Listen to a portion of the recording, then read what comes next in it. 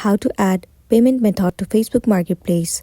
It's pretty simple and a quick process, so without any further delay, let's jump right in. Start by moving into your application Facebook. Make sure that you are logged into your specific account. Once you have been logged in, now head over to menu at the bottom right corner. Scroll all the way down to the bottom and then click on Settings and Privacy. Inside Settings and Privacy, move into Orders and Payments. Inside Payment Information, you have to select any of the payment method.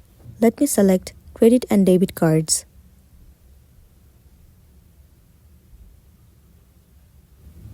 Now tap on Add Debit or Credit Card.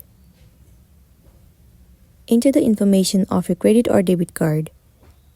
Enter the card number, expiry date, CVV number, full name, address, city, state, and many more. Once you have entered all the information, tap on Save. After that, your payment method will be added and you will be able to use it in Facebook Marketplace. That's the wrap for this video. If it was helpful, give it a like and check out our next tutorial. Thank you.